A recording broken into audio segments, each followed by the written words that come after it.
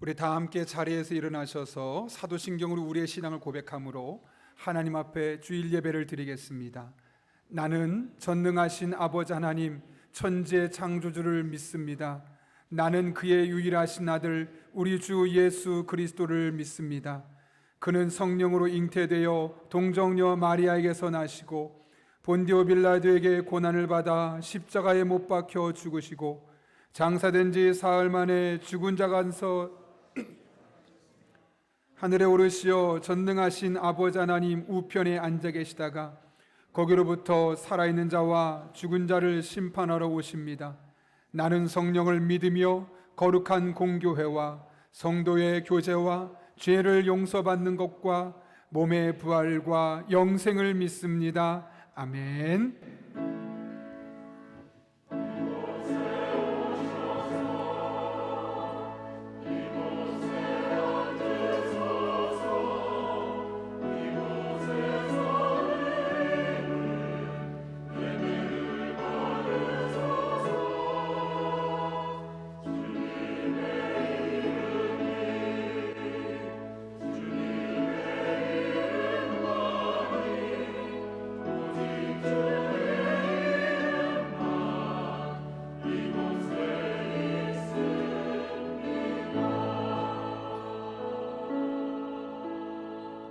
우리 예배를 받기에 합당하신 하나님께 영광 돌리며 나아갑시다. 하늘의 문을 여소서, 이곳을 주목하소서. 주를 향한 노래가 꺼지지 않으니 하늘을 열고 보소서. 이곳에 임재하여 주옵소서.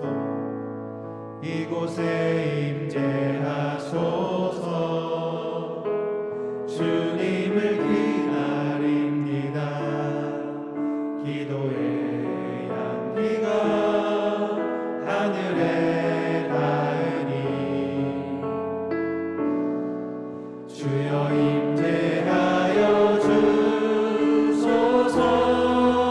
이곳에 오셔서 이곳에 오셔서 이곳에 앉으소서. 이곳에서 드리는 예배를 받으소서. 주님의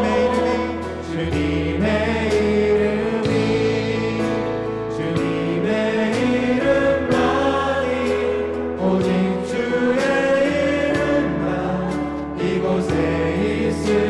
이곳에 오셔서 이곳에 앉으소서. 이곳에서 드리는 예배를 받으소서. 주님의 이름만이 오직 주의 이름만 이곳에 있음. 오직 주의 이름만 이곳에 있음. 오직 주의 이름만 이곳에 있습니다. 다 함께 자리에 앉으셔서 우리에게 항상 새 길을 열어주시고 또 새 일을 행하시는 하나님의 이름을 찬양하며 나아가겠습니다.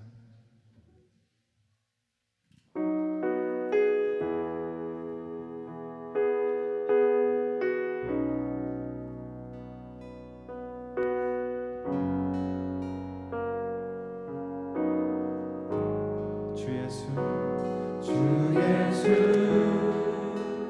이곳에 계셔.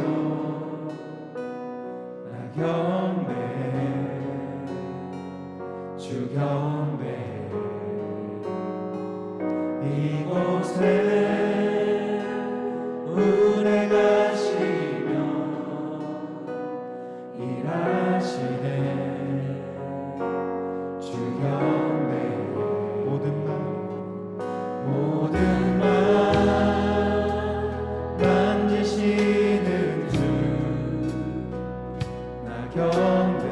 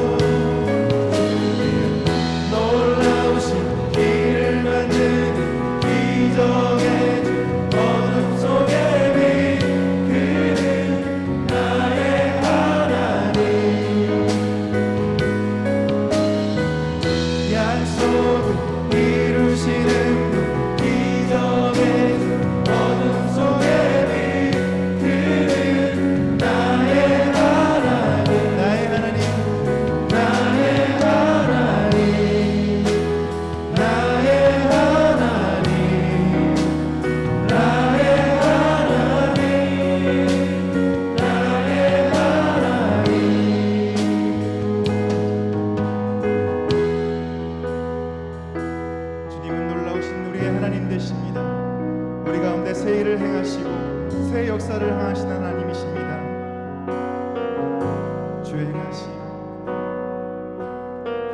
주행하심 보이지 않아도 때론 느낄 수 없을 그때도 일하시네 주님 주 절대로 멈추지 않네. 주행하심 보이지 않아도 때론 느낄 수 없을 그때도 일하시네 주님 주 절대로 멈추지 않네. 주행하심 보이지 않아도 때론 느낄 수 없을 그때도 일하시네 주님 주 절대로 멈추지 않네. 주행하심 보이지 않아도 때론 느낄 수 없을 그때도 일하시네 주님 주 절대로 멈추지 않네. 놀라우신 길을 만드는 기적의 주 어둠 속에 빛 그는 나의 하나님. 약속을 이루시는 분 기적의 주 어둠 속에 빛 우리 하나님을 향해 손을 들고 찬양합시다. 주는 놀라운 놀라우신 길을 만드는 기적의 주 어둠 속에 빛 그는 나의 하나님. 약속을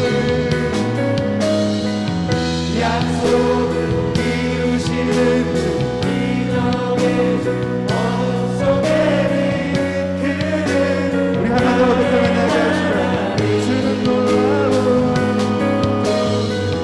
놀라우신 길을 만드는 기적의 주 어둠 속에 빛 그는 나의 하나님. 약속을 이루시는 분 기적의 주 어둠 속에 빛 그는 나의 하나님.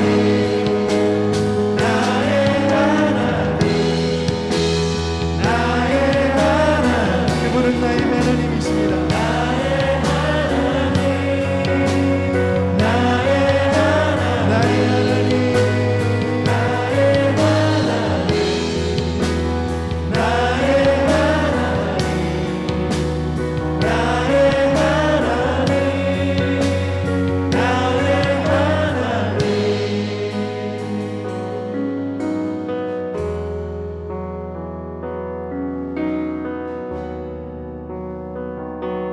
우리 가운데 놀라운 일을 행하시는 어둠의 빛을 비춰주시는 놀라우신 하나님께 영광의 박수로 찬양하며 나아갑시다.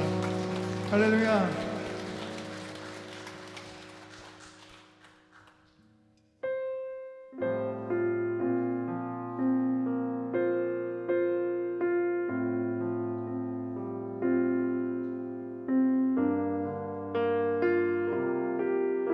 마음을 다해 고백합시다. 완전하신 완전하신 나의 주 의의 길로 날 인도하소서. 행하신 모든 일 주님의 영광 다 경배하리. 우리 한 번 더 고백하며 나아갑시다. 완전하신 나의 주.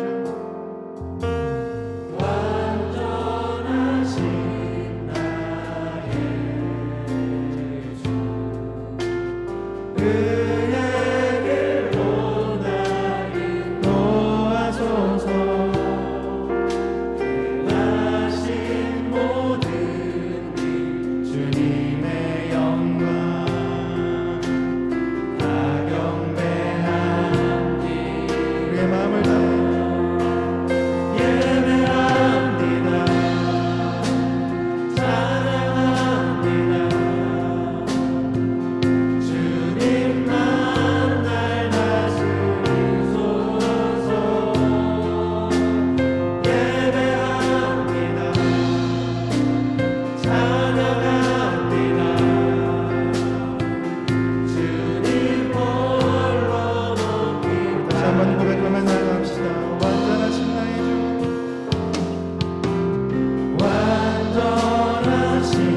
그분 완전하신 분이십니다.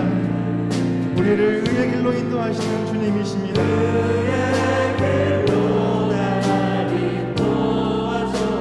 우리 가운데 행하신 모든 일 주님의 영광 다 영광 시간 우리 전심으로 고백하며 나아갑시다. 예배합니다. 예배합니다.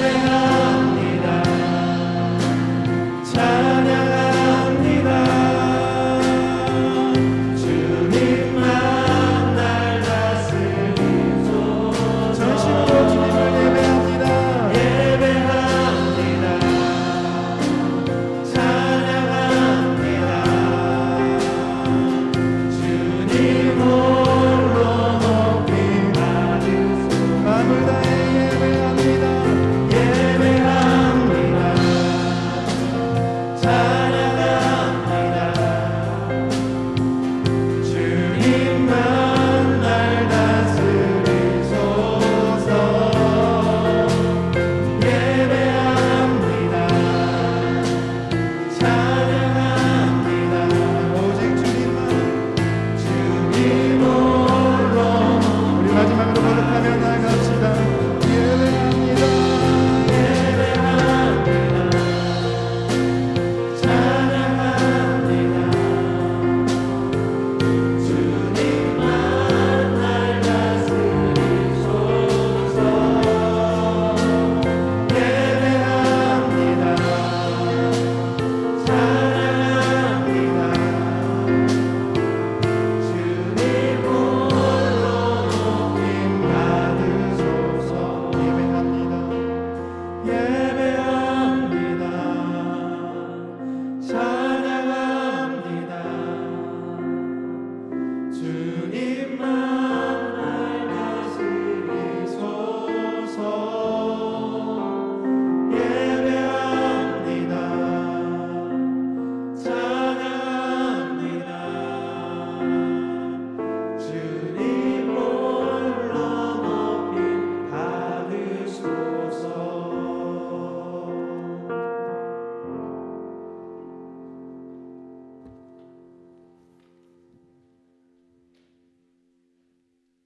사랑이 많으시고 은혜가 풍성하신 하나님 아버지, 오늘도 거룩한 주일 하나님께 예배드리게 하심을 감사를 드립니다.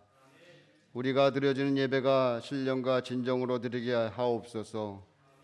한 주간 동안 살면서 세상 유혹 물리치지 못하고 믿음 앞에 온전히 못하였음을 용서하여 주시옵소서.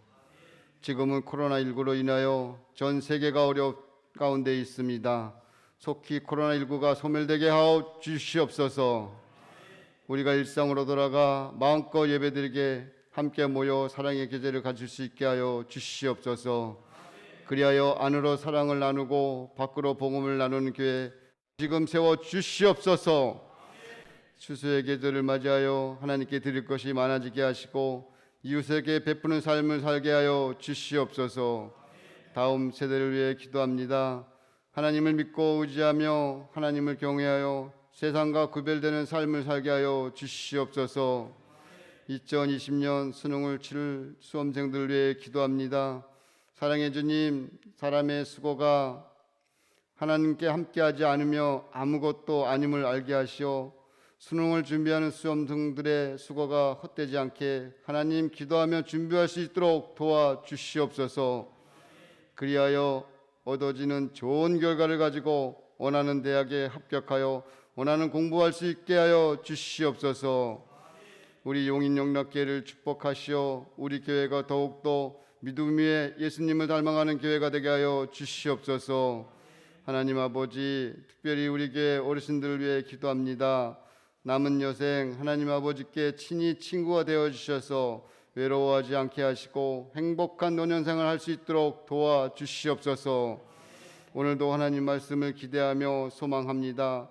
목사님을 통하여 주실 말씀 굳게 붙잡고 삶의 현장에서 승리하게 하시고 사소한 것으로 시험받아 넘어지는 자들이 되지 않게 하시고 오직 영적으로 승리할 수 있도록 도와주시옵소서. 말씀을 전하시는 담임 목사님 권능과 능력을 주시어 피곤치 않게 하시고 가정과 건강도 지켜주셔서 온전히 몸된 교회와 성도들 위해 기도하시는 목사님을 축복하여 주시옵소서. 찬양으로 봉사하는 시온성과 대원들 늘 푸른 초장으로 인도하여 주시고 오직 하나님께만 영광 돌리게 하옵소서. 예수 그리스도 이름으로 기도합니다. 아멘.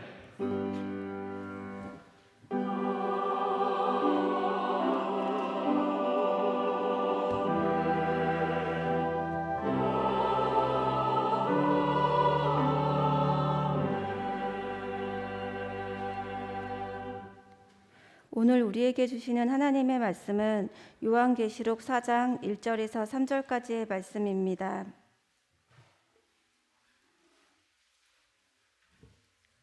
요한계시록 4장 1절에서 3절, 신약성경 403쪽에 있습니다. 하나님의 말씀을 봉독하겠습니다.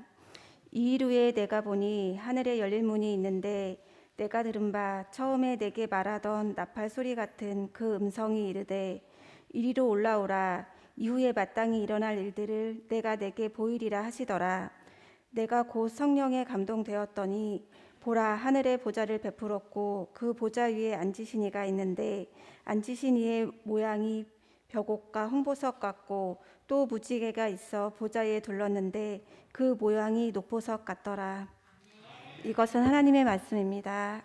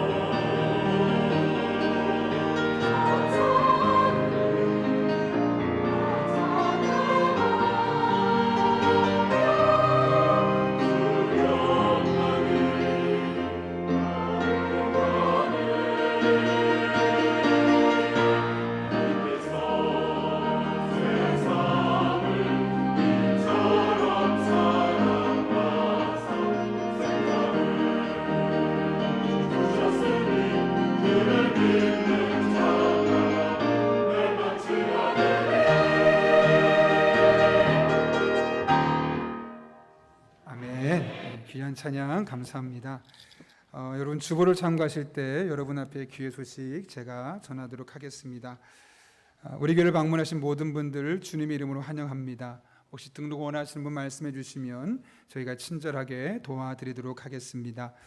성경 통독 진행 중에 있습니다. 적극적으로 따라와 주시길 부탁드리고요.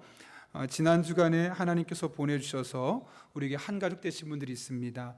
그 홈페이지 찾아보시고 이렇게 새로 오신 분들 함께 서로 인사하고 교제하고 그래서 안으로 사랑을 나눌 수 있는 그리고 이분들이 잘 정착할 수 있도록 기도해 주시기를 부탁드립니다. 주일 오전 예배, 교회 학교 예배, 새벽 기도의 수요기도회는 현장 예배 중심으로 드려지고 실시간으로 동시에 진행됩니다. 가능하신 분들은 오셔서 드리시고 또 어려우신 분들은 꼭 실시간으로 함께 예배 드려주시기를 부탁드립니다. 수험생과 취업준비생을 위한 기도가 있습니다. 밑에 보시면 고3 수험생 명단이 있는데 시간 날 때마다 꼭 우리 아이들 잘 성장하고 하나님 쓸 수밖에 없는 아이들로 자라날 수 있도록 기도해 주시기를 부탁드립니다. 부모의 학교 세미나입니다. 옆에 소그룹면에 보시면 11월 달 3번에 걸쳐서 7일, 21일, 28일 7일은 영아부 유치부 부모를 대상으로 21일은 아동부 부모를 대상으로 28일은 중고등부 부모를 대상으로 각각의 아이에게 맞는 교육법을 우리가 강사님들을 통해서 배우려고 합니다. 특별히 영아부 유치부 같은 경우는 실제로 집에서 코로나 시대 함께 놀이를 어떻게 하면서 아이들에게 좋은 영향을 끼칠 수 있을까 이런 그래서 아빠도 함께하면 참 좋은 그런 프로그램입니다. 참고로 아이는 따로 놓고 공부를 따로 배우는 것이 아니라 아이 옆에 앉혀놓고 아이랑 같이 활동하는 시간이니까 유치부나 영아부 부모님들도 무조건 들으셨으면 좋겠고요. 아동부와 중고등부도 그 시대에 맞는 아이들의 이해, 생각을 이해하고 함께 소통하는 법에 대해서 함께 이 코로나 시대에 나누려고 합니다. 우리가 기본적으로는 현장 내에서 하는 모이는 것을 중심으로 생각하고 있지만 혹시나 그때까지 우리가 모일 수 없는 상황이 된다면 온라인으로도 진행할 수 있으니까요. 저희가 이 날짜에 계속 안내 드릴 테니까 꼭 들어주시기를 부탁드립니다. 추수감사 영상 콘테스트인데요. 이거는 제가 마지막에 다시 한번 설명드리도록 하겠는데요. 일단 오늘부터 10월 23일 주간부터 이 11월 8일 주간까지 모든 성도님들이 감사의 내용들을 하나님 앞에 올려드리는 건데요. 개인도 좋고 부부도 좋고 자녀가 있는 가정도 좋고 그래서 꼭 영상을 스마트폰으로 찍으셔서 교구 목사나 교육부서 교역자에게 보내주시면 저희가 다 취합해서 나중에 하나의 영상으로 만들 겁니다. 그리고 여러분들이 다 보내주실 것은 알지만 그래도 20명에게는 치킨을 별로 반응이 안 좋아서 없던 걸로 가겠습니다. 치킨을 드리도록 하겠습니다. 그래서 가족 간에 조금 더 사랑의 교제 나누는 시간 가지라고 그렇게 진행하도록 하겠습니다. 하나 더 이야기하는데 새벽기도 설교 듣기 안내입니다. 우리가 문자를 보내준 곳에 클릭하면 화면이 저렇게 뜨는데 보통 오렌지색을 클릭합니다. 그러면 어플로 들어가고 회원가입하고 복잡하게 되는데 그 밑에 검정색을 누르게 되면 회원가입 안 해도 곧바로 그 자리에서 들을 수 있습니다. 그러니 새벽기도를 마가복음 묵상을 함께 듣길 원하시는 분은 위에 주황색을 누르지 마시고 밑에 있는 검정색 버튼을 누르시면 되겠습니다. 여러분 스마트 요람 우리 교우들에게는 교회에서 이미 올해 연초에 다 안내를 해드렸는데요. 스마트폰에 보면 교인 요람을 저렇게 스마트 요람으로 여러분에게 드렸습니다. 그 중에 맨 아래 가운데서 세 번째 줄 보면 빨간색으로 되어 있죠. 거기에 클릭하시면 우리 교우들이 운영하고 있는 사업장이 나옵니다. 식당도 나오고 치킨집도 나오고 인테리어나 다양한 것들 하는 일들이 거기에 나와 있습니다. 우리가 물론 다양한 곳에서 그동안 사고 구입하고 썼지만 코로나19 이후로 많은 자영업자들이 어려지고 있는 이때 우리 교우들 너무 어려움 겪지 않도록 가능한 우리가 한 달 정도는 이렇게 우리 교우들의 사업장을 이용해 주는 것도 서로에게 유익이 되지 않을까라는 마음이 들어서 이것은 단순한 이기적인 마음이 아니라 그렇게 사랑의 교제를 하고 또 이런 때 얼굴도 마주 보게 되고 그런 마음에서 여러분 앞에 권하게 되었습니다. 적극적으로 보시고 그 사업장 그 마크를 볼 때마다 우리 교우들이 이 코로나 시대 경제적으로 너무 어려움 겪지 않도록 함께 또 계속 기도해 주시기를 부탁드립니다. 자, 이제 마지막 광고인데요. 영상 하나 보고 우리 끝내도록 하겠습니다. 하나님 2020년 용인영락교회로 인도해 주시고 우리 조부문 중고등부와 함께 성장하게 하시니 참으로 감사드립니다. 백합산 인사 기도. 하나님 감사합니다. 우리나라를 지켜주셔서 감사합니다. 우리 교회를 지켜주셔서 감사합니다. 우리 가정을 지켜주셔서 감사합니다. 예수님의 이름으로 기도합니다. 아멘. 하나님 뽀로이고 기도 다 하나님 감사해요. 뽀로로도 하나님 감사해요. 감사 승현이와 소연이와 감사한 이야기를 들어보세요. 저는 잇몸이 이렇게 50개를 하게 해주셔서 감사합니다.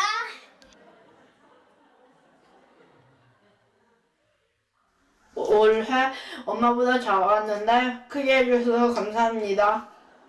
아빠도 얼마 안 남았어요. 하나님 한 해 동안 잘 보내게 해주셔서 감사합니다. 감사합니다. 감사합니다. 샬롬 이서원 목사 가족입니다. 저희 감사는 마가복음 묵상을 통해서 하나님께서 말씀해 주시는 것입니다. 저의 감사는 가족이랑 함께 같이 있는 거입니다. 저의 감사 제목은 에바다 청년부와 3교구를 섬기게 해주신 것입니다. 하나님 감사합니다. 추수감사절. 추수감사절, 추수감사절. 추수감사절, 추수감사절. 하나님 감사합니다. 네, 아들 셋 있는 가정이 최선입니다. 저렇게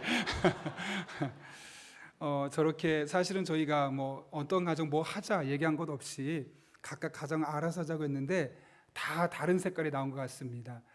나 정말 어려워. 그러면 저희 가정처럼 하면 10초면 끝납니다.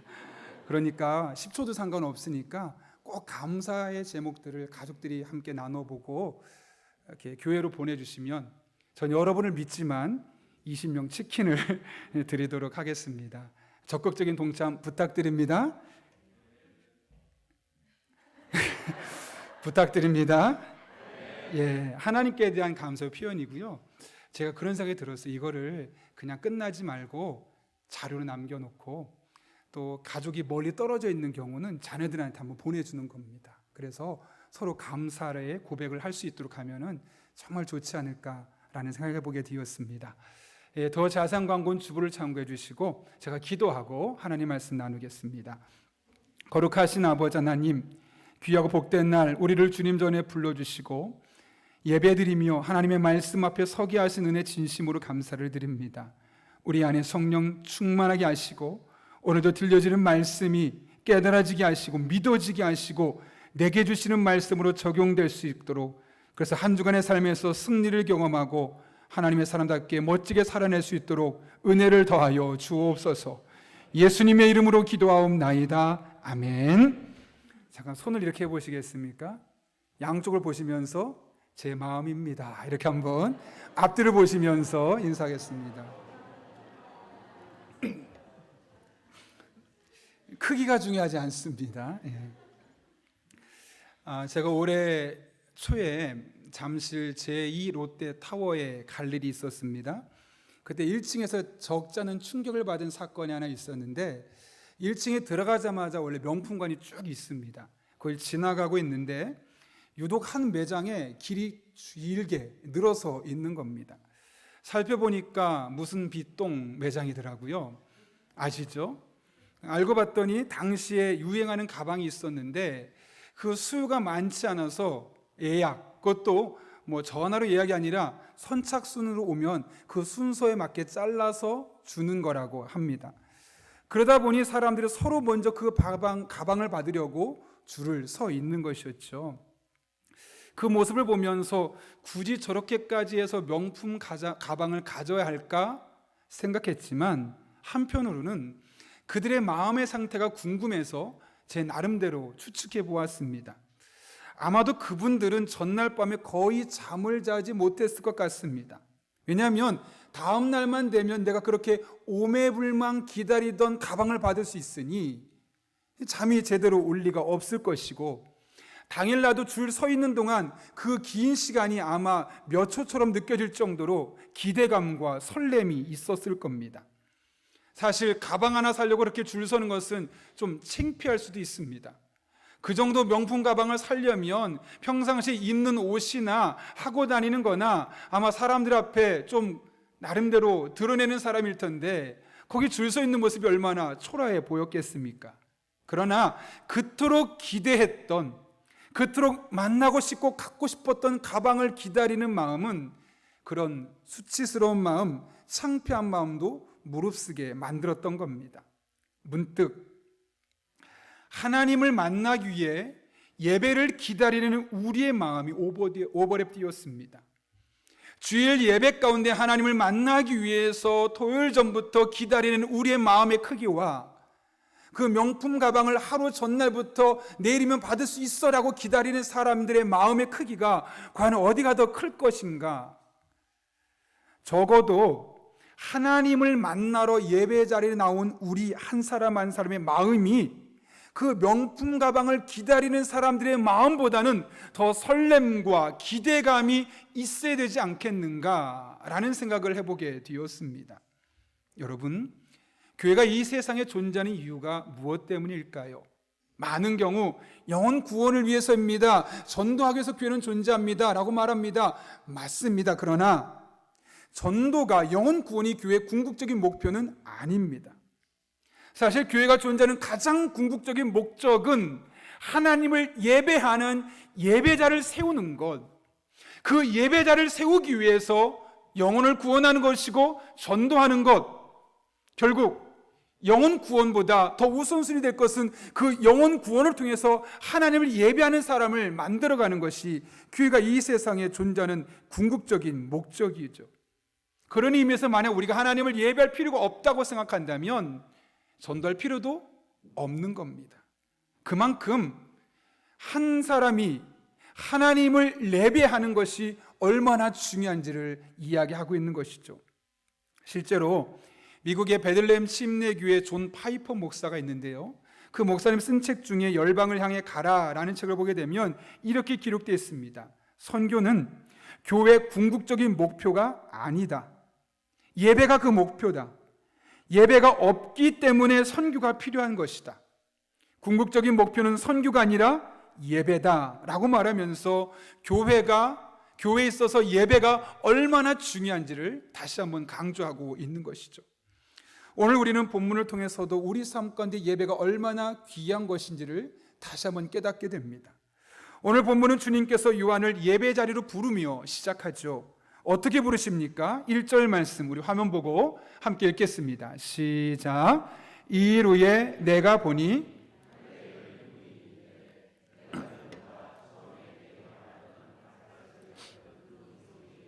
이리로 올라오라. 이후에 마땅히 일어날 일들을 내가 내게 보이리라 하시더라. 여러분, 주님께서 요한에게 하늘에 있는 열린 문이 있는 곳으로 올라오라 라고 말씀하셨습니다. 여러분, 이것이 무엇을 의미할까요? 지금 요한의 마음 상태가 어떻지요? 요한계시록 2장과 3장에 있는 7개 교회 이야기들 들으면서 마음이 편했을까요? 아니면 땅의 문제로, 이 땅의 일들로 인해서 근심과 걱정이 가득했겠습니까? 당연히 땅의 일들을 생각하면 할수록 답답하죠. 근심이 생길 수밖에 없죠.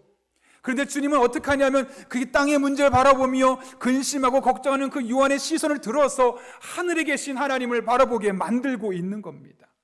왜요? 땅만 보면 현재가 절망적이고 미래가 기대가 되지 않기 때문에 그렇습니다. 여러분, 여기서 하늘의 열린 문으로 초대한다는 것은 구체적으로 무엇을 의미할까요? 그날 요한이 바라본 하늘에 어떤 일이 있었습니까? 2절 이하의 말씀 보게 되면 하늘에 예배가 있었습니다. 그렇다면 여러분, 왜 주님은 요한에게 하늘의 예배를 경험하게 하셨을까요? 요한계시록의 구조를 보아야 되는데요, 요한계시록 1장에서 3장까지는 지금 이 시대에 얼마나 많은 박해와 핍박이 있었고 신앙적으로 타락했는지, 이 교회 현실과 신앙적인 현실이 얼마나 절망적인지를 보여주고 있습니다. 그리고 6장 이후로부터는 이와 같은 결과로 말미암아 하나님이 어떻게 심판하실지를 말씀합니다. 그리고 그 사이에 있는 4장과 5장에는 예배에 대한 이야기가 기록되어 있는 것이죠. 이게 무슨 말일까요? 현재 삶을 바라보면 너무나 절망적이고 미래를 내다보면 희망이 없는 그때 하나님은 예배로 돌아오라는 것이죠. 그리고 이 예배 가운데 함께하게 되면 이 현재의 절망과 미래에 대한 기대감이 다시 회복되는 것을 말씀하는 겁니다. 그래서 한 신학자는 이렇게 말했습니다. 하늘의 영광을 본 자라야 땅의 비극을 이겨낼 수 있다. 다른 말로 표현하면 우리는 예배를 통해서, 예배 드리는 과정을 통해서 현실의 절망적인 상황, 그것을 극복할 수 있는 힘을 얻게 되고, 예배를 통해서 미래를 내다볼 때 아무런 소망이 없었지만 그 가운데 하나님의 인도하심과 하나님의 도우심을 기대하며 미래를 기대할 수 있는 마음을 갖게 되는 것을 말씀하고 있는 것이죠. 이렇게 우리는 예배를 통해서 현재 문제를 극복하고 예배를 통해서 미래를 기대할 수 있는 믿음의 사람들로 세워지는 것, 이것이 바로 예배가 갖고 있는 놀라운 은혜요, 예배가 갖고 있는 놀라운 효과임을 우리는 깨닫게 되는 겁니다. 이 같은 은혜를 경험했던 사람이 바로 다윗이죠. 여러분, 다윗이 시편 16편에서 뭐라고 말씀합니까? 본인이 예배를 드리고 나서 그때 받았던 감동을 이렇게 소개하고 있습니다. 같이 한번 읽겠습니다. 시작. 내가 여호와를 항상 내 앞에 모심이요 그가 나의 오른쪽에 계심으로 내가 흔들리지 아니하리로다. 이러므로 나의 마음이 기쁘고 나의 영도 즐거워하며 내 육체도 안전히 살리니 이는 주께서 내 영혼을 수월해 버리지 아니하시며 주의 거룩한 자가 멸망시키지 않으실 것임이니이다. 주께서 생명의 길을 내게 보이시리니 주의 앞에는 충만한 기쁨이 있고 주의 오른쪽에는 영원한 즐거움이 있나이다. 아멘. 여러분, 여기서 여호와를 항상 내 앞에 모신다는 것이 무엇을 의미할까요? 내가 늘 하나님과 영적으로 소통하면서 하나님의 임재를 경험하며 하나님을 예배하는 삶이 나의 일상이 되어지도록 한다는 거 아니겠습니까? 왜 다윗이 그런 삶을 사모했을까요? 왜 매일매일 하나님의 임재를 경험하고 하나님의 살아계심을 경험하고 예배 때마다 나를 만져주시고 새롭게 하신 하나님을 그가 경험하길 원했을까요? 그 뒤에 되는 말씀 보면 내가 흔들리지 아니하리로다. 우리의 경제적인 상황을 보면, 내 육체를 보면, 내 미래를 보면 마음이 흔들릴 수밖에 없는데 예배 가운데 만나주신 하나님을 만나고 나면 흔들렸던 그 마음이 다시 반석같이 세워지는, 그것을 경험하게 된다는 것이죠.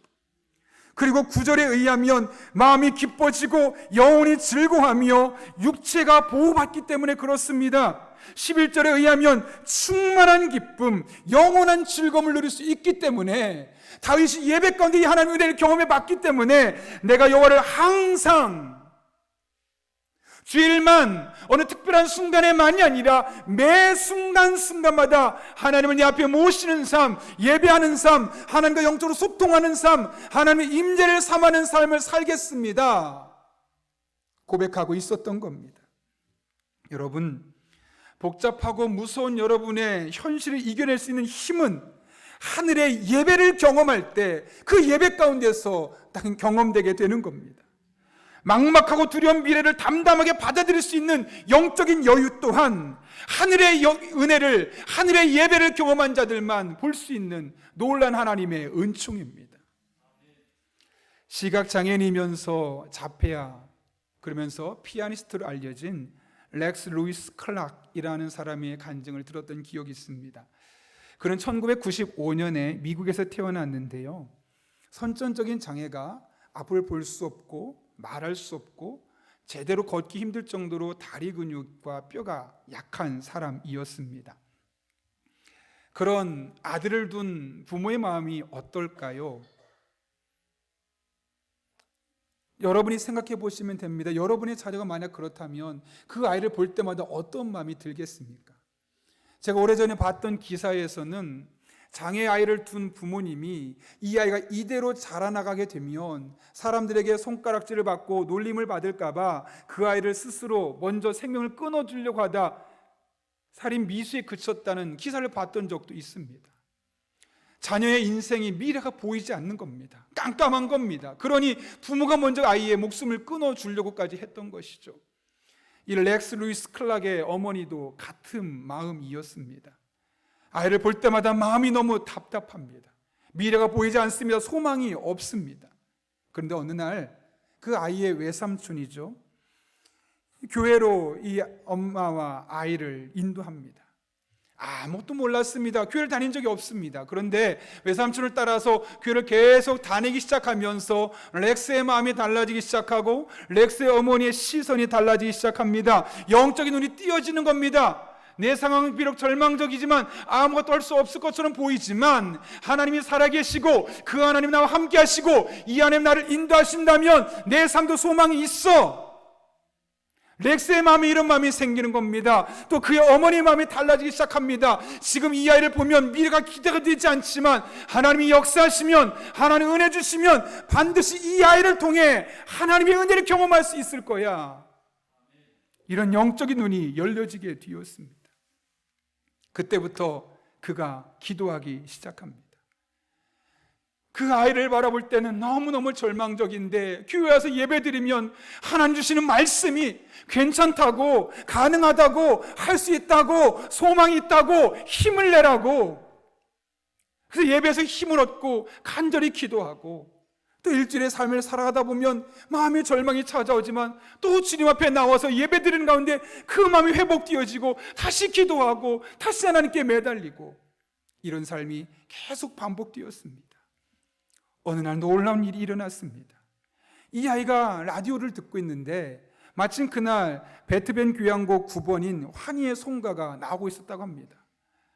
피아노를 배워본 적이 없었던 아이가 그 소리를 듣고 가더니 그동안은 엄마의 곁눈질만 봤던 피아노였지만 음을 똑같이 재현해내는 겁니다. 물론 자폐증 아이에게 나오는 천재적인 재능 중에 하나일 수 있습니다.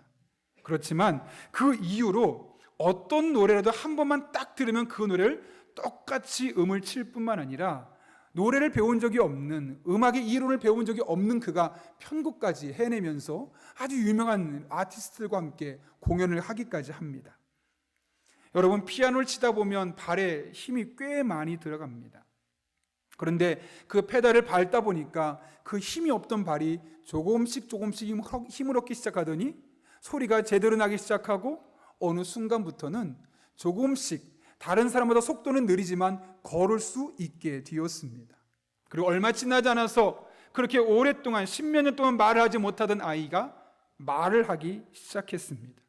시각장애, 운동장애, 언어장애, 자폐성 장애까지 있었던 렉스가 걸었고 말을 했고 피아노까지 연주하는 말도 안 되는 일이 그 가정 가운데 나타나게 되었던 것이죠.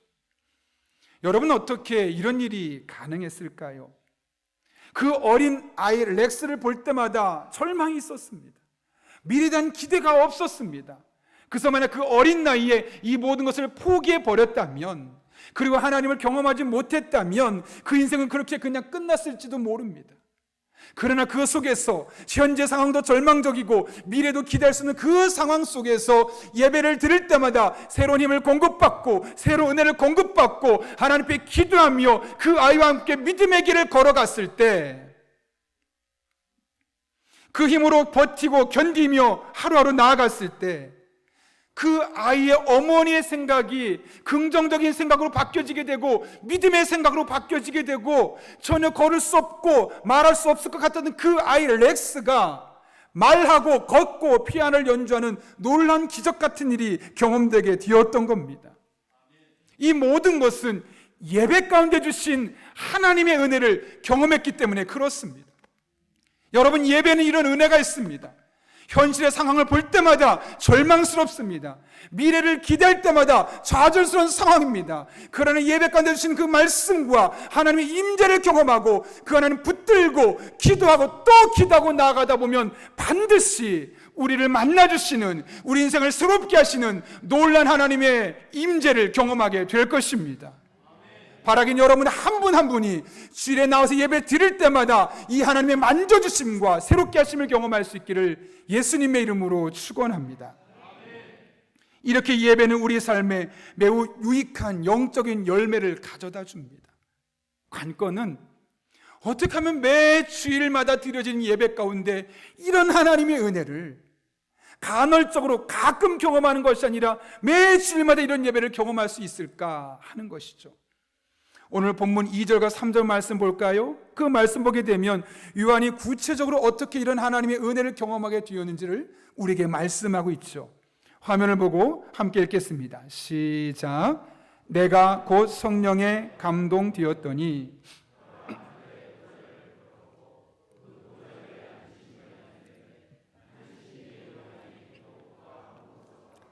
또 무지개가 있어 보좌에 둘렀는데 그 모양이 녹보석 같더라. 아멘.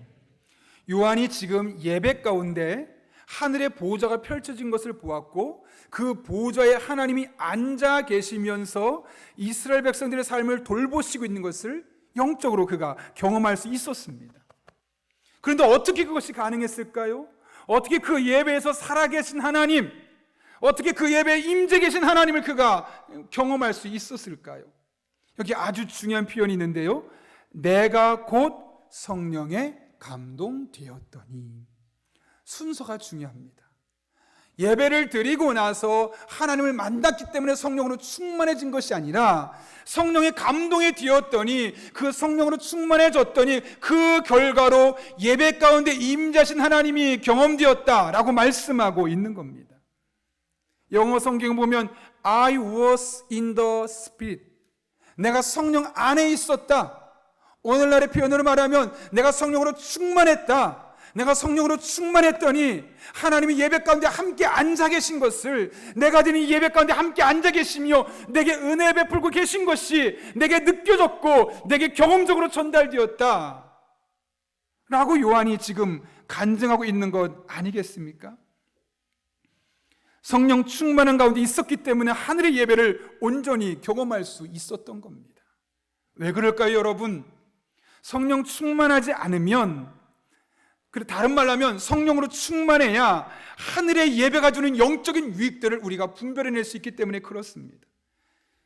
성령으로 충만해야 예배 가운데 주신 하나님의 메시지를, 내게 주시는 메시지를 골라 듣고 그 말씀을 통해 은혜를 경험할 수 있기 때문에 그렇습니다. 이에 대해서 사도 바울이 고린도전서 2장에서 이렇게 선언하죠. 제가 한번 읽어보겠습니다. 우리가 세상의 영을 받지 아니하고 오직 하나님으로부터 온 영을 받았으니 이는 우리로 하여금 하나님께서 우리에게 은혜로 주신 것들을 알게 하려 하심이라. 우리가 이것을 말하거니와 사람의 지혜가 가르친 말로 아니하고 오직 성령께서 가르치신 것으로 하니 영적인 일은 영적인 것으로 분별하느니라. 아멘. 하나님께서 우리에게 성령을 주신 이유가 뭐라고 말씀합니까? 하나님께서 우리에게 은혜를 베푸신 것들을 알아챌 수 있도록. 왜요? 영적인 것은 영적인 것으로만 알아챌 수 있으니까요. 여러분이 아무리 공부 많이 했다고 해도, 인생의 경험이 많다고 해도 예배 가운데 임재하신 하나님을 알아채리는 것은 불가능한 겁니다. 성령이 함께할 때 성령의 인도하심을 따라서 영적인 분별력을 가지고, 이 예배 가운데 하나님 함께 하시는구나, 이 예배 가운데 하나님 나를 만나주시는구나, 이 예배 가운데 하나님 나를 새롭게 하시는구나, 나 들으라 하는 소리구나. 성령 충만할 때 우리에게 나타나는 일이라고 말씀하고 있는 겁니다. 우린 많은 경우 예배에 있어서 장소가 중요하다라고 말하죠. 실제로 코로나로 인해서 우리가 현장에 모일 수 없을 때 이에 대한 많은 논쟁이 있었습니다. 어떤 분들은 절대로 현장 예배를 포기할 수 없다, 다른 예배는 예배가 아니다 라고 말하는 분이 있었던 반면, 어떤 분은 아니다, 현장 예배가 너무나 중요하지만 온라인에서 드리는 예배 또한 귀한 예배다, 서로 적지 않은 토론이 있었습니다. 여러분은 어떻게 생각하십니까? 사실 예배의 현장성, 이 현장에서 드리는 예배를 무시할 수 없습니다. 몇몇 성도님들이 오랜만에 코로나 때문에 못 모이다 교회 오셔서 예배를 드리고 나서 저한테 이런 이야기를 합니다.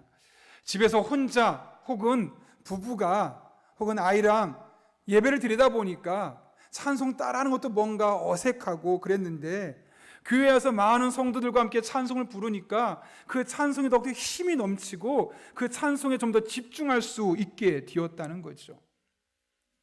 설교를 들을 때도 저의 표정이나 제스처를 보게 되면서 조금 더 생생하게 마음에 메시지가 다가오게 되었다고 하고, 또 하나님 앞에 봉헌할 때, 헌금할 때도 왠지 내가 여기 있으니까 직접 드리는 그런 마음이 생기더라 라는 간증들을 저에게 했었습니다. 맞죠? 사실 이것이 현장에서 드리는 예배가 갖고 있는 아주 강점 중에 하나입니다. 이것은 야구 경기를 볼 때 집에서 TV를 보는 것과 경기장에 가서 직접 보는 것과 차이가 같은 것이죠. 여러분, 집에서 야구 경기 보면 공짜로 볼 수 있죠. 그런데 왜 굳이 1인당 몇만 원씩 내가면서 경기장에 가서 야구를 볼까요? 현장에서만 느낄 수 있는, 그 현장에 가서만 볼 수 있는, 그 현장에서만 얻을 수 있는 특별한 요소가 있기 때문에 그런 것이죠. 그런 맥락에서 예배 현장성은 너무나 중요합니다. 그런데 여러분, 사실 이 장소보다 더 중요한 것이 있죠. 바로 성령 충만한 가운데 드려지는 예배입니다.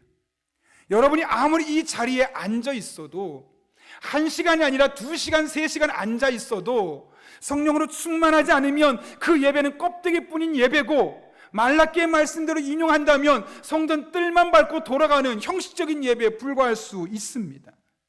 진정한 예배, 하나님의 만져주심과 새롭게 하심을 경험할 수 없고 그냥 오늘 예배 드렸어, 그런 스스로의 만족감을 가지고 떠날 뿐입니다.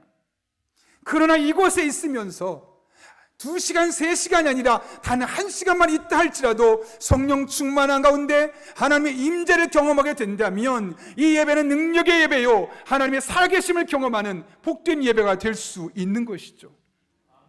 반대로 비록 상황 때문에 온라인으로 예배를 드리지만 그 집에서라도 우리가 성령 충만을 사모하며 성령 충만한 가운데 예배가 드려진다면 그 예배를 통해 주시는 또 다른 하나님의 은혜와 임재를 경험할 수 있는 겁니다.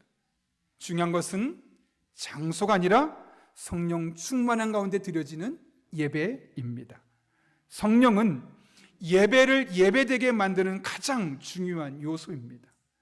뜻밖에도 곤고했던 마음의 멍울이 풀어진 것 같은 그런 느낌, 하나님의 만져주심을 예배 속 안에 경험하고, 갑자기 눈물이 펑펑 흐르며 나 오늘 이거 회개해야지라고 생각도 안 했는데 내가 잘못했던 것이 생각나면 회개하게 되어지고, 내가 아는 사람이 여러 번 전화하고 위로했지만 그 아무 말도 위로가 안 됐는데 예배 가운데 나의 마음을 만져주신 그 하나님의 음성 한마디에, 찬송가 가사 하나에 내 마음의 위로를 경험하는 현상. 여러분, 이기에 누가 이런 일을 하겠습니까? 만약 우리 교회에 1억 원짜리 파이프 오르간 갖다 놓으면 그것 때문에 우리가 이런 은혜를 경험할 수 있을까요? 오늘 찬양대 너무 잘해주셨는데 다 서울대 성악과 나온 사람 갖다 놓고 한 100명, 200명 오케스트라 잔뜩 갖다 놓고 그분들이 찬양하면 우리가 그것 때문에 이런 하나님의 임재를 경험할 수 있을까요? 더 좋은 영상, 더 좋은 음향 설비 갖춰놓고 제가 이곳에서 설교한다면 시설이 나쁜 것보다 더 큰 하나님의 은혜가 임할 수 있을까요? 물론 그런 것들이 우리에게 적지 않은 도움을 주는 것은 부인할 수 없을 겁니다. 그러나 이런 본질적인 것들, 우리의 마음의 멍울을 풀어주시고 내 상황을 바라보면 눈물을 내게 하시고 하나님의 말씀으로 위로함을 주시는 것은 성령님께서 우리 마음의 역사에서 하시는 일입니다. 우리가 성령으로 충만할 때 너무나 평범한 찬송, 늘 부르던 노랫말, 그것이 나도 모르게 나의 신앙의 고백이 되어지고 감동으로 다가오게 되는 겁니다. 성령으로 충만할 때 너무나 상식적인 단어, 일반적인 단어를 사랑하고 논리에 부족함 있는 설교에서도 내 영혼을 소생케 하는, 내 영혼을 새롭게 하는 이 메시지가 내게 전달될 수 있는 겁니다. 그래서 우리는 성령으로 충만한 삶을 삶아야 되고, 무엇보다 예배 드릴 때만큼은 오늘 드린 이 예배가 성령 충만한 가운데 드려진 예배가 될 수 있도록 준비해야만 하는 겁니다. 제가 설교를 준비하던 중에 처음으로 부목사 사역을 했던 장위 중앙교회에서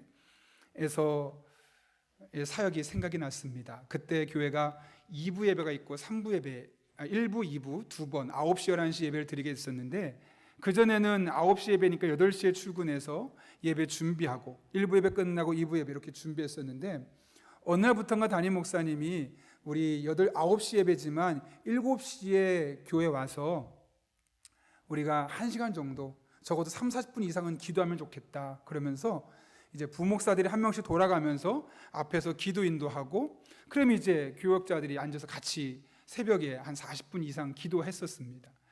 사실 처음에 너무 불편했습니다. 왜냐하면 이제 목사 한 수 오래 받았는데 담임 목사님 앞에서 기도에 인도하니까 마치 나의 기도회를 인도하는 실력이 들통날 것처럼 보이고 왠지 미숙함이 보이니까 앞에 서는 게 싫었고 또 하나 어차피 우리가 계속 기도하는데 굳이 뭐 1시간 더 일찍 와서 기도한다고 뭐가 달라질까 하는 마음이 저의 마음이 있었기 때문에 그렇습니다. 그런데 머지않은 시점에서 그렇게 해야 하는 이유를 알게 되었습니다. 예배가 달라지기 시작했습니다. 그때 우리가 기도했던 것은 예배 가운데 예배를 인도하는 사람, 성경을 봉독하는 사람, 기도하는 사람, 또 설교하는 목사님, 또 찬양대, 예배에 참석한 모든 성도들이 성령으로 충만하게 해달라고 오늘 예배만 드리고 그냥 가지 않게 하시고 이 예배 가운데 우리를 만져주신 하나님을 경험할 수 있게 해달라고 그렇게 늘 매 주일마다 아침마다 그렇게 기도했는데 놀랍게도 그 기도를 시작하고 얼마 되지 않아서 예배를 인도하던 교역자들의 예배를 제대로 인도하지 못하는 겁니다.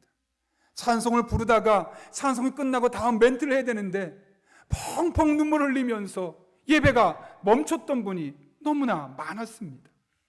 설교하던 목사님이 더 이상 설교할 수 없을 만큼 뭉클해서 설교하다가 잠깐 멈출 수밖에 없는 일이 생기고 예배 참석했던 성도들이 눈물을 흘리기 시작하고 예배 참석했던 성도들의 삶 가운데 기적 같은 일들이 일어나며 간증한 일들이 비일비재하게 나타나게 되었습니다. 그렇게 새벽에 성령 충만하게 위해서 기도했기 때문에 그런 것이죠. 이 예배가 성령 충만한 예배가 될 수 있게 해달라고 오늘 예배를 인도하고 예배 참석한 모든 성도들이 성령 충만할 수 있게 해달라고 그렇게 기도하는 가운데 성령 충만한 가운데 역사하는 하나님의 은혜를 모든 성도들이 경험할 수 있었던 겁니다. 자연스럽게 교회도 성장하게 되었지요. 여러분, 예배 잘 드리고 싶습니까? 여러분이 드리는 예배가 그냥 형식적인 예배, 그냥 마음의 만족감만 드리고 가는 예배가 아니라 여러분의 마음을 만져주시고 여러분의 미래에 기대 갖게 하시고 여러분의 삶을 새롭게 하시는 그 하나님의 은혜로 경험되기를 원하십니까? 여러분이 밖에서 상한 마음을 갖고 교회에 왔지만 그 상한 마음을 치료해 주시고 육체의 질병을 고쳐주시고 무너진 인간관계를 회복시켜 주시는 이 하나님의 도우심을 예배 가운데 경험하기를 원하십니까? 성령을 충만을 삼으십시오. 성령 충만한 예배자가 되기를 결단하십시오. 하나님 반드시 그 예배 가운데 여러분과 함께 하시며 여러분을 새롭게 하실 것입니다. 여러분을 만나 주실 것입니다. 여러분의 삶 가운데 하나님의 은혜를 베풀어 주실 것입니다. 모두 이 은혜를 경험할 수 있기를 예수님의 이름으로 축원합니다. 우리 이 시간 한 1, 2분 정도만 간절한 마음으로 기도하면 좋겠습니다. 여러분의 삶이 너무 어렵지요. 현실의 삶이 너무나 막막하고 미래가 기대가 되지 않고 이대로 되면 안 되는데 그런 상황이 나오죠. 여러분, 성령 충만한 가운데 예배드려 보십시오. 하나님이 만져주십니다. 현재를 극복하게 만들고 미래의 소망을 갖게 만들고 성령 충만한 가운데 여러분 한 분 한 분과 만나주신 하나님의 임재를 영적으로 분별하게 됩니다. 그런 은혜가 내게 있게 해달라고 늘 성령 충만한 예배자가 되어서 단 한 번의 예배도 허투루 드린 예배 없이 나를 만져주시고 새로운 힘을 공급해 주시는 그 하나님의 임재를 경험하는 그런 복된 삶이 될 수 있게 해달라고 기도합니다. 그리고 여러분이 현재의 삶에 너무나 답답한 문제, 또 이 땅에 빠른 시간 안에 코로나가 종식될 수 있도록 우리가 가져온 기도 제목 가지고 하나님의 은혜를 삼으며 우리 한 1, 2분 정도 간절한 마음으로 기도하겠습니다. 함께 기도합니다. 거룩하신 아버지 하나님, 우리를 주님 전에 불러주시는 은혜 진심으로 감사를 드립니다. 우리의 삶이 너무나 힘겹습니다. 버겁습니다. 때로는 마음도 아프고 때로는 몸도 아프고 경제적인 어려움 때문에 여러 가지 관계 어려움 때문에 어려울 때가 얼마나 많은지 모릅니다. 하나님, 그때 우리 한 사람 한 사람이 하나님을 바라보기 원합니다. 하나님을 의지하기 원합니다. 예배로 돌아가기를 원합니다. 그러나 그 예배가 형식적인 예배가 되지 않게 하시고 성령 충만한 가운데 영적으로 우리를 찾아오시고 영적으로 우리를 만나주시고 영적인 메시지를 우리 가슴에 심어주시는 그 하나님의 임재를 경험하는 복된 시간 되게 하여 주옵소서. 그의 현재 절망에 낙심하지 않게 하시고 미래를 기대하게 하시고 상한 마음을 치료하시고 육체 질병을 고쳐주시고 무너진 관계를 회복시켜주시는 이 하나님의 은혜, 이 하나님의 임재를 함께 경험하고 하나님의 영광을 얻을 수 있도록 주님 역사하여 주옵소서. 우리 성도들 가운데 이런 은혜가 임하길 원합니다. 매주간 드려진 예배 가운데 하나님의 살아계심, 하나님의 만져주심, 새롭게 하심이 경험되게 하여 주셔서 하나님 나라에서 귀하게 쓰임받는 그런 귀하복된 주의 종들 될 수 있도록 하나님 아버지 은혜를 더하여 주옵소서. 주님 바라봅니다. 의지합니다. 신실하신 하나님, 살아계신 하나님, 능력으로 역사하여 주옵소서. 거룩하신 아버지 하나님, 오늘도 귀한 말씀을 통하여 우리의 삶이, 현재 삶이 절망적이고 미래를 기대할 수 없는 상황 가운데 있지만 예배 가운데 이 모든 것이 날마다 회복되기를 원합니다. 늘 성령 충만한 예배자가 되게 하여 주셔서 그 예배 가운데 우리 가운데 임재하시고 영적인 은혜를 베푸신 것을 분별해낼 수 있는 주의 종들 되게 하여 주옵소서. 그래서 매주일 감격 있게 하시고 감동 있게 하시고 가슴 뿌듯한 하나님과의 만남의 고백을 간직하고 돌아갈 수 있는 주의 종들 되게 하여 주시옵고 이 모든 은혜가 삶에서 간증거리가 되게 하여 주옵소서. 함께 하실 줄로 믿사옵고 예수님의 이름으로 기도하옵나이다. 아멘. 우리 찬송가 286장 부르실 때 마지막 절에 일어서서 봉헌하시겠습니다.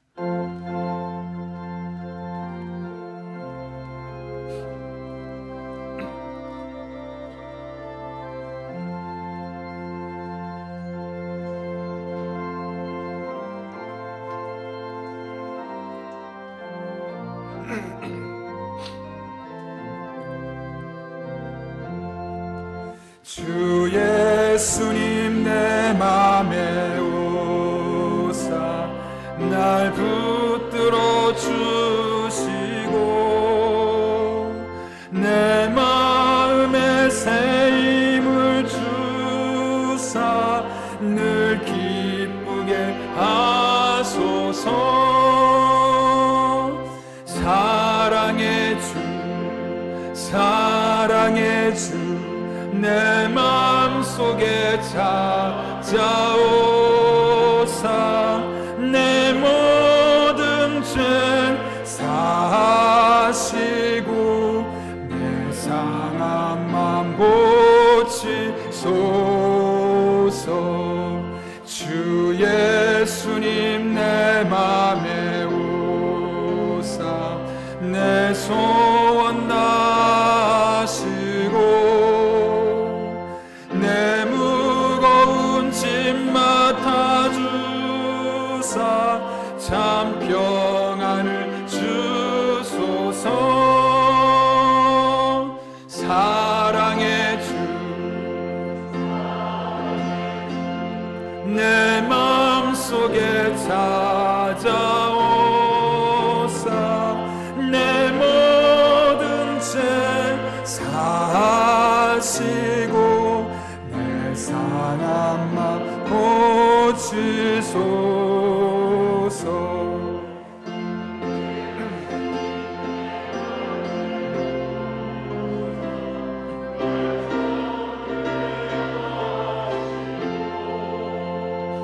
그 은혜를 내 맘에 채워 늘 충만케 하소서. 사랑의 주 내 마음속에 찾아오사 내 모든 죄 사하시고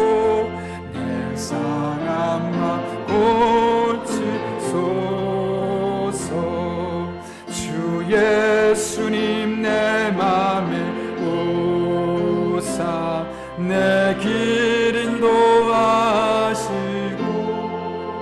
가정에서 예배 드리신 분들은 이 시간 정성껏 준비한 예배를 하나님 앞에 드리겠습니다.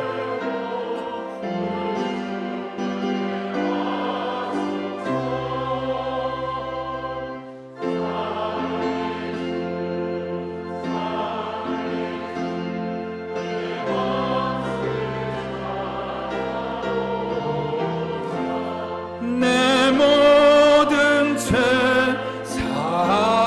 사시고 내 상한 맘 고치소서.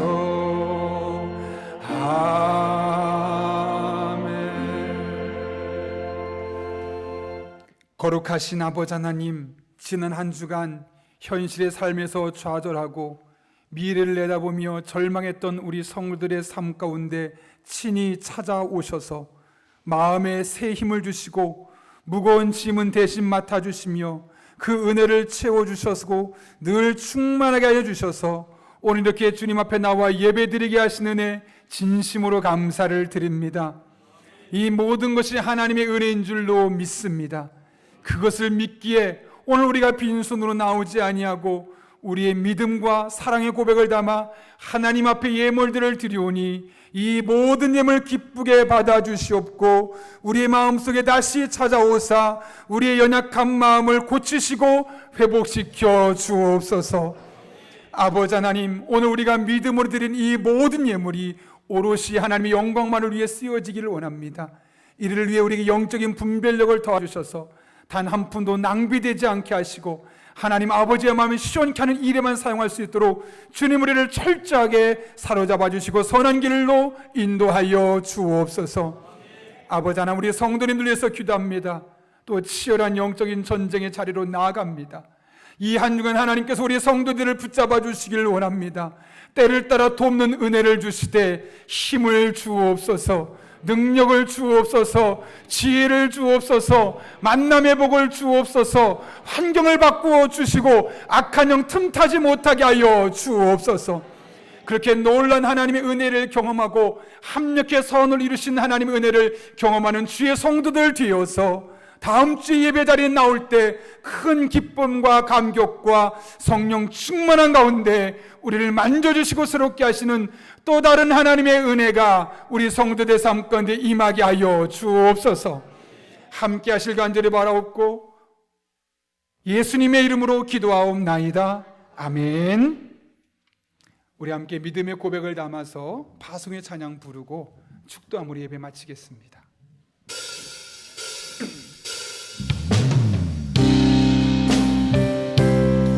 하나님께서 나에게 주신 믿음의 고백으로 삼고 가사 하나를 묵상하며 고백하며 함께 찬양하겠습니다.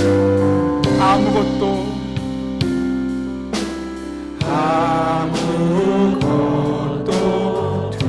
하나님께서 여러분에게 말씀하십니다. 주 나의 하나님이 지켜. 아멘. 놀라지 마라, 겁내지 마라. 주님 나를 지켜주시네. 아무것도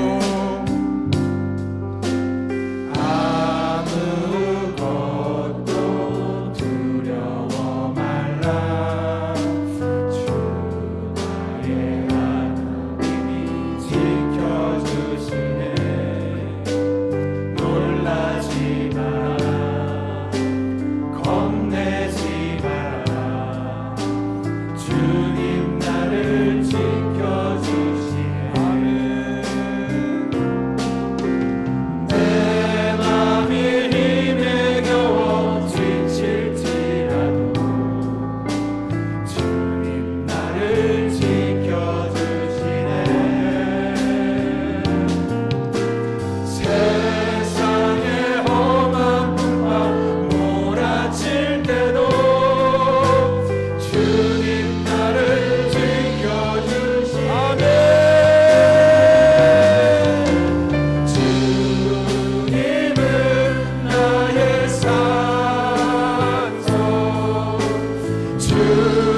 주님은 나의 요새,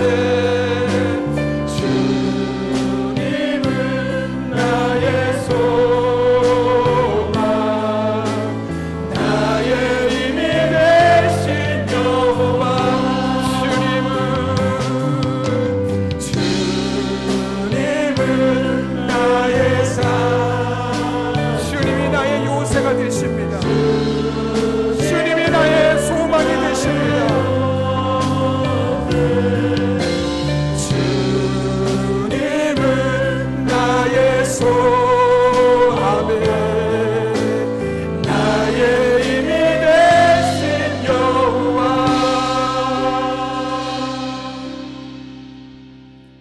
지금은 우리의 요새가 되시고 산성이 되시고 소망이 되시는 우리 주 예수 그리스도의 은혜와 하나님 아버지의 변함없는 사랑과 성령님의 역사하심이 오늘 주신 말씀 가슴 깊이 아로새기며 늘 성령 충만한 예배자가 되어 예배 가운데 만나주신 하나님의 은혜를 가슴에 담고 매 주간을 믿음으로 승리만 살기로 결단하는 이 자리에 머리 숙인 한 영혼 위에 그들의 삶의 자리, 우리 교회와 나라와 민족, 북한 땅과 온 세계 열방 가운데 이제부터 영원토록 함께 하셨기를 간절히 축원하옵나이다. 아멘.